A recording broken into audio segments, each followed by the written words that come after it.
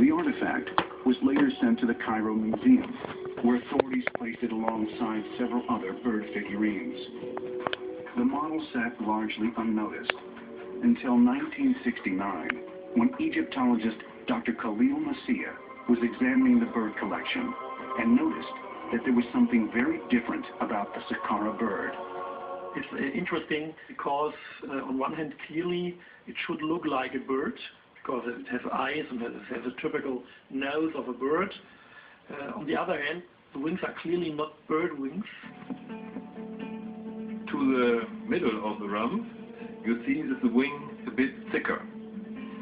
In this region, the lift up is the highest.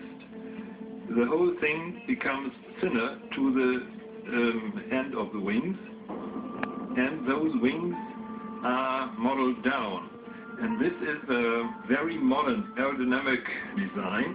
Then the other point is birds have no rudders, because a bird does not need a rudder because of its aerodynamic architecture.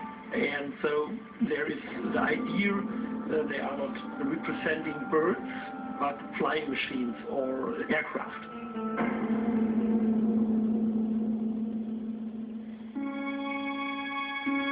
Could the ancient Egyptians have possessed the power of flight? In 2006, aviation and aerodynamics expert Simon Sanderson built a scale model of the Saqqara bird, 5 times larger than the original, to test that possibility.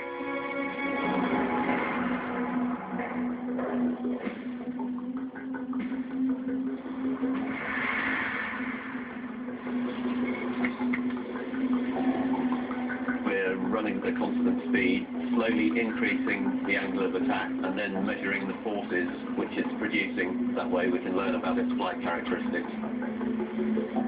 At 10 degrees we're producing 4 times weight in lift, so it actually would be flying now. Yeah. That's good.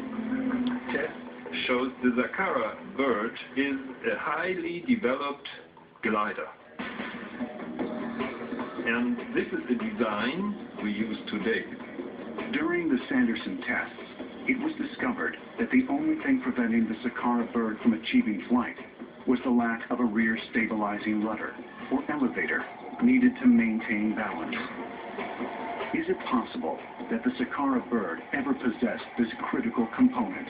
What is missing is something like an elevator, but if you look at this feature here, then we may interpret that something like an elevator was connected here, but was lost during the history. Computer models seem to confirm that the Saqqara bird is certainly airworthy. But there is another problem to consider: launching a glider. Modern methods require the use of a tow plane that pulls the glider into the air, then releases it when a proper altitude is reached. So how might the ancient Egyptians have launched the Saqqara bird? The scientists of Egyptology told us that such a bird could be powered off by catapults to fly. And we had a high acceptance by Egyptian scientists.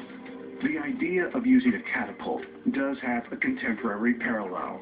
Many of today's glider enthusiasts employ a bungee cord system to launch their sailcraft into the air. But if the Saqqara bird is capable of flight, where would ancient Egyptians have acquired such technology?